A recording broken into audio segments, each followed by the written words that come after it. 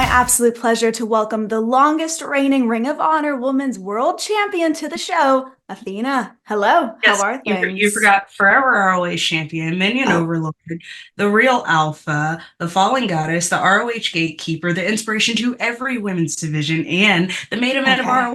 You have to do all of it every single time. Okay, it's noted. I apologize. I truly have just fallen straight into minion mode. It's unforgivable, Fair, truly.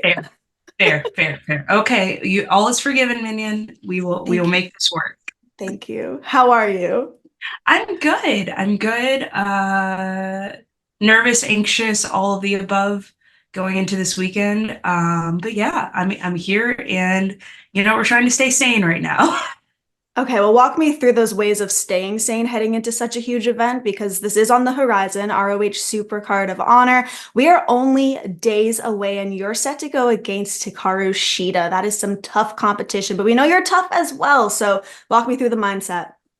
I think right now it's just getting everything prepared. If I'd be lying to say if I haven't watched like 80 hours of Sheeta uh across the board, like from when she first started wrestling to our match on repeat to watching some of her stuff from Japan, contacting Billy to see if there's anything that we missed as far as like clips and dodges. Wow. And so it's been like just kind of overwhelming with me obsessing over Sheeta because in the past Sheeta has beat me.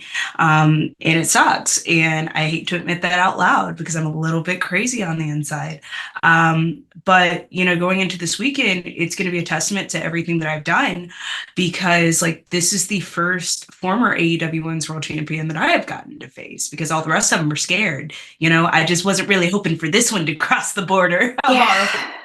our Oof. um, so like going into that is trying not to hyperfixate on Cheetah, even though, that is the match, that is the goal, because I think that means so much more if I do manage in some form or fashion to beat her. That sets me up is with the Tony Storms, with your Britt Bakers, with your Thunder Roses, Yeah. even though I already know I'm far above them, but like now that solidification that I'm on that level with them. And it must also be an amazing driving force to have that chip on your shoulder. And please correct me if I'm wrong, but you just seem like somebody where if there is something that's happened in your past that you know was wrong, it shouldn't have happened, you're going to be damned to correct that. Absolutely, that's what this is. This is a correction, though I haven't been pinned or submitted in ROH. I've only been pinned by two women within the company since I've been here, and I've been here for almost 2 years now. I am striding and priding myself on just creating perfection, creating dominance, and showing people what they've been missing out on this entire time. So, yeah, I'm trying to correct a mistake that happened, but that was a different me. That was a different Athena. That was years ago. That was a very young, inexperienced woman. And now I'm a full grown minion overlord. So we're just going head on into it. I'm sure the minions are in for a true treat with this match, regardless of the outcome. And just speaking to that nickname for your lovely admirers, are there any other words that you love to use to describe your Athena fandom as the one and only minion overlord? For the longest time, I think I was trying to figure out, like, when I was doing Twitch streams and stuff like that, they were like, we need a name, we need this. I think, like, we tried the Moonies for a little bit when, like, just a spinoff of the Goonies, Which is cute, um, which is cute, but but you're not going for cute now. yeah, I'm not so cute and cuddly. So I think like the minions are kind of like my thing, and it's just something that they've all embraced and just they've enjoyed it. I've enjoyed it because there haven't really been any minions. Like we have sidekicks and lackeys and stuff like that, but like for me to say, hey, like these are the people that help build me up. These are the people that help those building blocks stay together when I was like stacking them too high. You know what I mean? They're my minions, and I love them. I love it. And they really play into it too. That's the cutest part. I see these tweets where they're like, oh, yes, I am your minion. I just think it's so fabulous to see.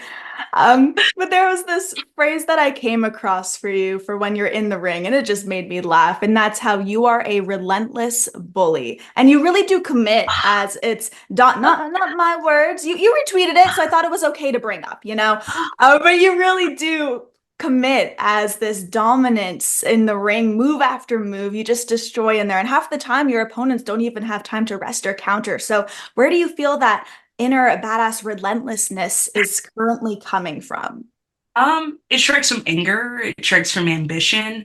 At the end of the day, like I have done so much to build up ROH and our women's division. Not only that, I just wanted to put women's wrestling on the map, like ROH aside, you know, so many of these women come in and day out and they work hard, like so hard, like from Layla Hirsch to Red Velvet to Kira Hogan, Diamante, Mercedes Martinez, Sky Blue, like all of these women work so hard to show the world what they can do. And, I work just as hard as they do. I'm not taking that into account, but the more you do these things, the more you show them what women's wrestling can be, the more you show them like that, hey, we're just as tough as the guys. We can hit the guys. We can do all of these crazy things just like our male counterparts. Like that's what it's about. I have a different style. Yeah, sure. If you want to use the term bully, I don't necessarily agree with that. But me revving up the level of aggression, making people survive and try to work up to my level, that's what I prided myself on. That's what I used to do on the indies before I got signed to WWE. I was very much so the relentless bully. I was very much so the person that like, hey, you're going to talk about me at the end of this match. I don't care if it's good or bad, but my name's going to be in the conversation, and going from a year and a half ago up until now, it's just doubling down on that, finding new ways to hurt my opponents, finding new ways to elevate the game. Because just when you think that you have me figured out, like I'm changing it up. I'm finding new ways to hurt people. I'm finding new violences, as we will. Someone said that, it's just elevating the aggression, elevating the violence to, I think, the point that no one's really seen a woman do before. So yeah, it's just continuing that path, finding my individuality, because the more I stand out, the more people look at my division, my show, my ROH, and more people are like, man, oh, I want to see this person on here. I want to see this person on here. And, it's more and more. And now you get to see some of these women come in, like Nikita, who is like very, very much so an up and comer. And you get to see if she can survive the big bad. I don't want to use Final Boss, it's too overused right now, but the big bad Minion Overlord, and so I don't know, maybe I'm rambling, but I just feel like I have a lot of eyes on me right now. I have a lot of weight on my shoulder to consistently perform to perfection. And that's the goal, right? Like to be the inspiration for every women's division, not just myself, not just ROH, but AEW as well, to make people sit back and look like, oh crap, Athena's doing this. So maybe I need to up my game. Maybe I need to do this. Maybe I need to take it to the next level, like lead by example. Right. And you talk with such confidence speaking about all of this stuff, but it's warranted because you've seriously been putting the work in within AEW, within ROH, and of course, prior to this newer chapter. And I love how you've come to find this newfound confidence about embracing who you are as well, both in and outside of the ring, embracing being different and also embracing all the different sides to you, whether Ember Moon or Athena. So, was there a moment or situation that kind of helped spark this newfound self-love? Because it's just very evident. And I don't know. I mean, like, I've always struggled with my confidence, to be honest with you. And I say this a lot on interviews, though it does not read in my voice or persona or anything like that. I care a lot what people think of me. I care a lot what like my peers, my veterans think of me as well. But I think like the moment that like kind of I had more confidence had to be when I main evented my first pay-per-view at Willow. That was like something very, very special. Because I don't think either of us thought that it was going to happen, to be honest with you. And that's just a testament to Tony for giving us the ball, giving me the ball twice. I'm the first woman under his banner to main event a pay-per-view, not only just once, just twice.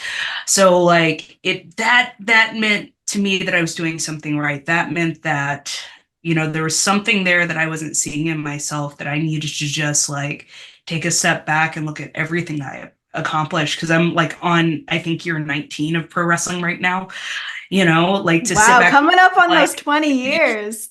I'm still 22 at heart, y'all. We say 22 so we can drink. So Aren't we all?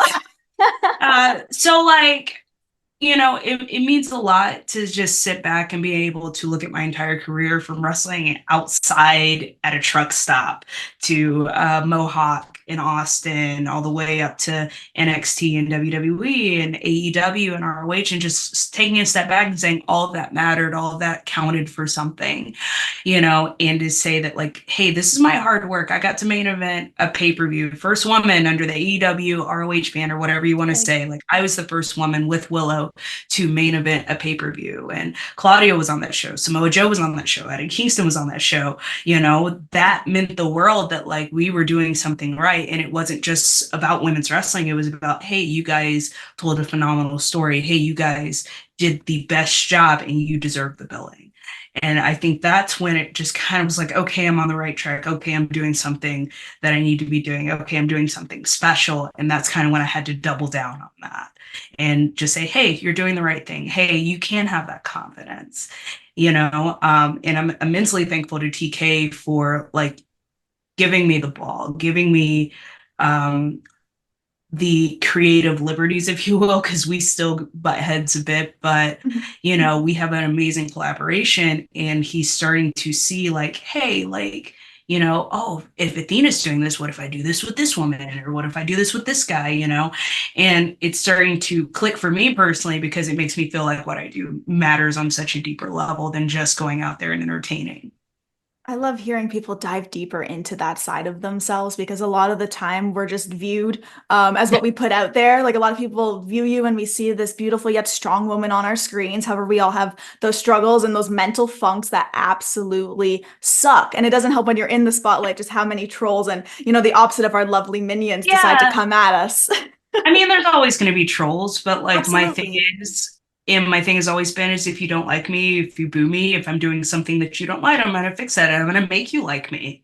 Like, I've always had that like determination. Like, that's what I say. Like, the violences come from ambition, right? Like, it's not necessarily like, oh, I want to be champion of the world or whatever like that. It comes from like, no, I want people to look at me and be like, damn, like, I can't deny that she's not good. And that's my goal. Like, so I appreciate the trolls. I appreciate the haters, because they make me a better me at the end of the day. It really does seem like you've been able to just use it as fuel, which is the best way to do it. I'm kind of the same mindset.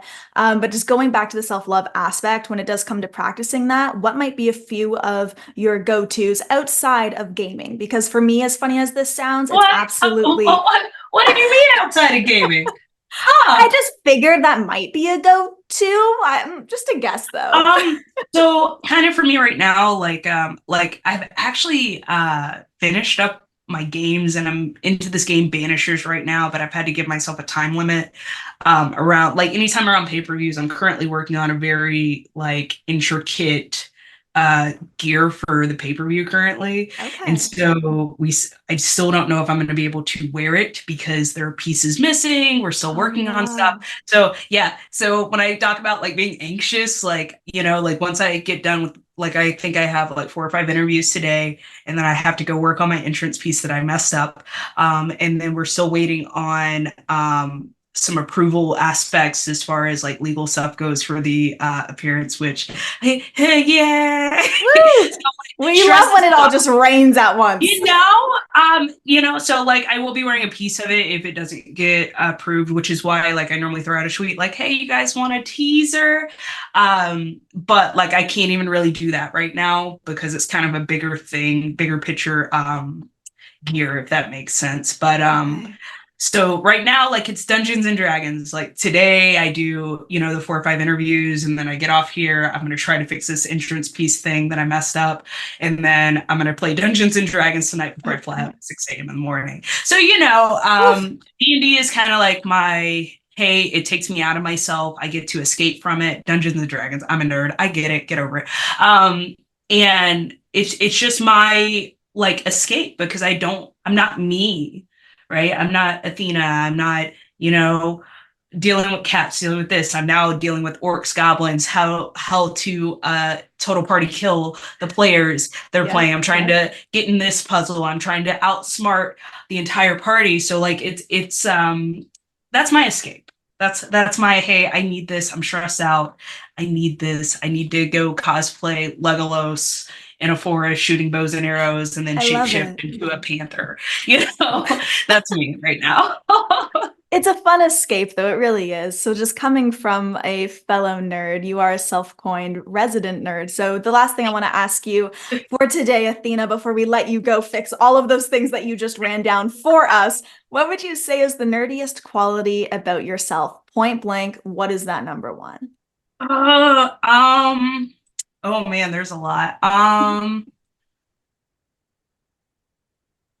So my husband says this about me, and I don't know if it's so much nerdy or obsession. Okay. Everything goes to South Park for me. Like South Park, the animated series, like Yeah. I literally have an experience and I can name the episode and the moment from South Park that I can like switch that to.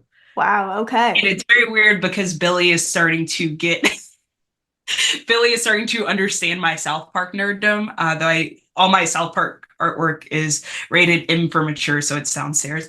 So I can't show it I on saw some stream. of your custom pieces that you posted, Yeah. and it's really neat. There's an awesome artist called Idiot Box Art. He Okay. basically makes resin photos that he paints by hand, and so he custom made me some. But they're rated R. I can't I can't show them on things. So there's nudity. Ah, There's all sorts of things in there. But I'm a big South Park fan. But like I can literally like turn any situation into a South Park joke because I have just obsessed over all the episodes, all of the movies. Like it's we could probably have a conversation and I could be like, oh, that's succubus. Like, give me okay. about 350 and we're good for the day. Like, like That's season awesome, 3, though. guys, it's the one. So like I can just kind of tie everything back to South Park, and normally Billy and I have a good laugh. My husband and I, it's just like my husband rolls his eyes like this is like the worst. Worst thing for you or be like I'll say something like I remember the first meeting I had with Tony. I let it slip. Like I said, oh yeah, I'm super serial about it, and he just goes, serial South Park, and I go, yeah, South Park. And Doesn't it he feel like, good though when people catch on to it? yeah, some people catch on to it. And so he's like, did you South Park joke me? And I was like, yeah, TK, I'm sorry. He's like, no, Oh, that's, and I was like, good, because I'm weird. So yeah, so I guess that's my biggest nerd quality, like when I talk to people in everything. okay. I don't know if this is going to bring shame to you or pride, but I just started my South Park journey. And so Oh, far, plus, I'm very close to finishing season plus. one, very much enjoying it. So we'll have to So next time I'm catch gonna up I'm and gonna I'll let you know. I'm gonna tell you this. Start at season 3. Season 1 and Just 2, start. you're gonna see those in the hotel room 24/7. Uh, like just start at season 3, episode 1. Save the rainforest. I think it's called Okay. Rainforest. It's the one with Jennifer Aniston, where they go into the like. It's great. It's so great, and they sing this Noted. little song.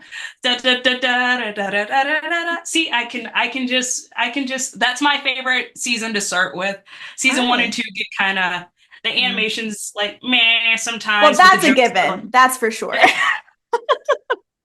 but season 3 is where you start and then just go on from there. It's a All great journey. right. Skip episode 2, which is the one where they make fun of the weird uh Star Wars character. The episode 2 is like meh. So, but Okay. yeah, everything else is great. I'm on it. It is noted, and I appreciate the feedback on my South Park journey.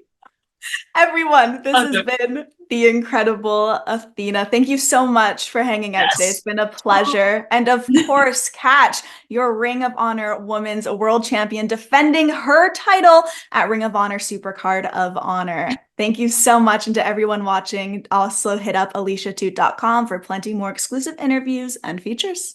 Bye.